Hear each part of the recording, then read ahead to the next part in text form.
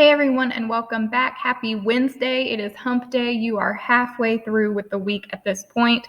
So on Monday, we learned about medicine from the primitive times through the Renaissance era. And the Renaissance era kind of wraps up at the 15th century. So now we are going to start at the 16th century through the 20th. And if you know anything about timelines, you know that we are actually in the 21st century of medicine. And so we're going to stop back at the end of the 1900s through the 2000s, and then we're going to stop there, and then later we will talk about current trends in healthcare as they relate to the 21st century. So let's go ahead and get started. The 16th, 17th, and 18th centuries we're all going to kind of talk about combined together. So this time period we are talking about we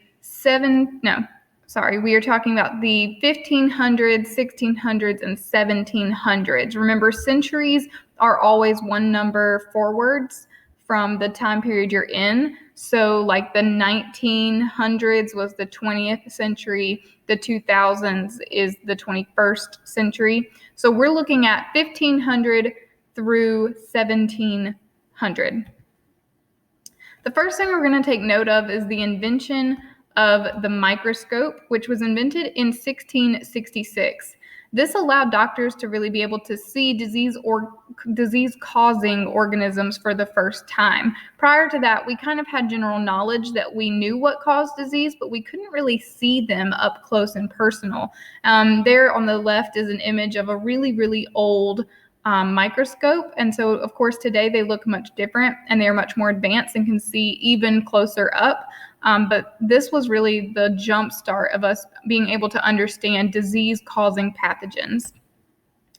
Next, we had apothecaries. Now, apothecaries are what eventually led to the development of pharmacies. Apothecaries and what we know as a pharmacy today are very different, but apothecaries were basically places where you would walk in and the walls would just be lined with little jars and little boxes and little tubes of different types of ointments, medications, some of the very first medications that we ever really had, and lots of herbal treatments. Remember that herbs were really the first start of the medicine and pharmaceutical field. So apothecaries were really the first place you could go in one stop and kind of find lots of different herbal remedies and treatments for different diseases. And this eventually led to what we know today as a pharmacy. Also during this time period, Edward Jenner. He was a really important person that we're going to learn more about later this week, but he developed the first vaccination which prevented the spread of smallpox in 1796. Smallpox was a disease that was taking over the world during this time period. In some people, it was minor and they didn't have a major reaction to it and they were able to heal on their own, but in many people, smallpox was deadly and it was very easy to catch and transmit to other people. And so Edward Jenner was able to develop a vaccine which would prevent people from getting smallpox. And now, as we know it today, smallpox is actually eradicated thanks to what he did with this vaccination. Many of you should go and ask either a grandparent or maybe even your parent and see if they ever had to get a smallpox vaccine. Your parents probably did not. I'm not sure at what time they stopped giving smallpox vaccines, but your grandparents may have a story they can tell you about getting the smallpox vaccine, and many of them may even have a small dot on their arm that still shows from where they had that vaccination. In the 19th century, so remember we're talking about the 1800s at this point, there was the first formal training program for nurses, which was developed by a lady named Florence Nightingale. You may have heard about Florence Nightingale before, but if you haven't, we will be learning more about her later this week when we cover historical figures. But there's an image of her down there. She is really given credit for the first formal training for nurses. Prior to this, nurses were just kind of trained by other nurses. They kind of learned as they went. There was no real schooling or certification program to become a nurse prior to this.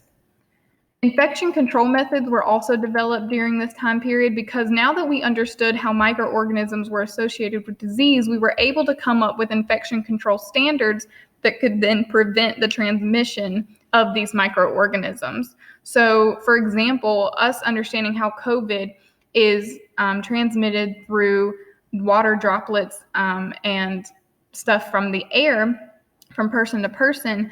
Because of all of this development during this time period, we're able to understand that. And now we know things like washing your hands and wearing a mask and staying 6 feet apart are important to prevent COVID and many, many other diseases that we have learned about. But that's just an example of how the understanding of microorganisms has helped with our infection control methods. Moving on to the 20th century, we're now looking at the 1900s. This is when we started to actually gain an increased knowledge about the role of blood in our body. Of course, we all knew that we had blood in our body, and we knew that there were certain microorganisms that could be carried in our blood and things like that, but we really started to gain valuable understanding on how blood really affects many different diseases and disorders in the body. And we finally discovered the A, B, and O blood type groups. So if you're unaware, there are actually 4 blood types, A, B, AB, and O. And then with those, there's different positives and negatives, like A negative, A positive, O negative, O positive. All of this you'll learn more about when you take Health Science 1, but it was during this time that we really discovered that there were different groups and the interactions that could happen between different blood types. It was also determined during this time how our white blood cells protect against disease. Your white blood cells are also known as your leukocytes, and these are used in your body as kind of your immune system. So they fight off disease and pathogens and try to keep you well. And so we understood now during the 20th century what role our white blood cells really play in our bodies. And if you think about it, the 20th century was not that long ago, right? We're talking just a little over 100 years that some of these discoveries were made. So if you had been your great grandparent, some of this would not have existed, or we wouldn't have known about it. And these are only a few of the main things that we have learned in recent years about medicine. We have discovered so much in the history of medicine. Different inventions have been made, different things have been discovered. We're just hitting on some of the main points, but there is so much to learn about medical history, and it is honestly one of my favorite subjects. In college, I took a class all about the history of medicine, and it was fascinating to me. Also in the 20th century, so again, we're still talking about the 1900s up to the 2000s, new medicines started to be developed. Things like insulin, which is what we use to treat diabetes, were developed and became more readily available. Prior to this, if you had diabetes, the only way you could really manage it was to try to eat better or to exercise. But we know that there are multiple types of diabetes, and for some people, lifestyle changes are simply not going to be the answer. So we see the invention of insulin. We also see antibiotics being developed for the first time in order to fight off bacteria. And now it's so common that if you are sick with some type of bacterial infection, you just go to the urgent care or you go to your doctor and they prescribed you an antibiotic and you're better in a few days. Over 100 years ago, just a little over 100 years ago, that was not the case. And then lastly, vaccines were developed to prevent people from getting diseases caused by viruses. Now, of course, we know that one of the first vaccines to ever be developed was the smallpox vaccine created by Edward Jenner. You'll also learn later this week about the polio vaccine and when that was created and by who. But really, during the 20th century, we start to see the vaccine era take off. And so now when you are born, you are given lots of vaccines in those first few years of your life that prevent you from getting some major illnesses later on. And then one of the last things we're going to talk about, well, I'm not sure it's the last thing, but one of the last things in the 20th century are the new machines that were developed. Again, there are many, many more that you could add to this list, but these are some of the key ones. The first one is the kidney dialysis machine, which you can see in the top photo there. A kidney dialysis machine is a machine that a person gets hooked up to sometimes once a day, multiple times a week. If they are having kidney failure or problems with their kidney function, your kidneys are a key part of filtering the blood in your body. And if your kidneys are not functioning properly, then your blood is not getting filtered the way it should be. And so you go in and you get hooked up to a kidney dialysis machine, and it actually pumps your blood out and circulates it back in a way that you are able to still be alive, but it actually filters the blood for you. Next, we have our heart and lung machines, and this is what we now know or what we call a ventilator. And these are what keep your heart pumping and keep you breathing when you're unable to do so for yourself.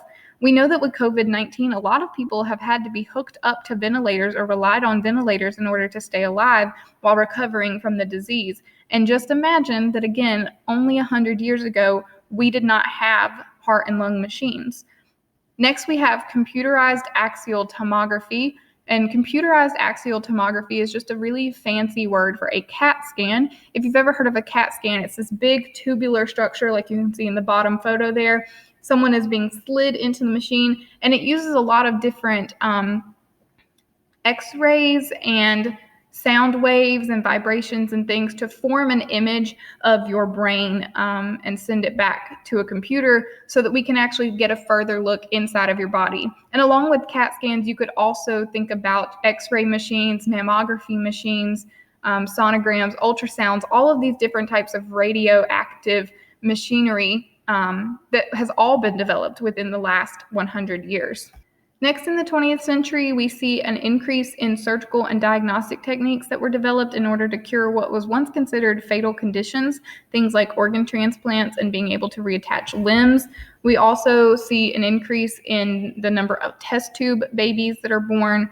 We're able to perform things like amniocentesis, which is a life-saving procedure for infants that are still in the mother's womb. And we also saw the first implanted artificial heart during this time period. Also in the 20th century, we started to see healthcare plans being developed in order to pay for the cost of healthcare. During this time period, with so much medical advancement and technology and medications and tools and machines, the cost of healthcare itself really started to rise, and it became very difficult for people to be able to pay for this medical treatment. So we started to see insurance plans come about in order to help people pay for medical care.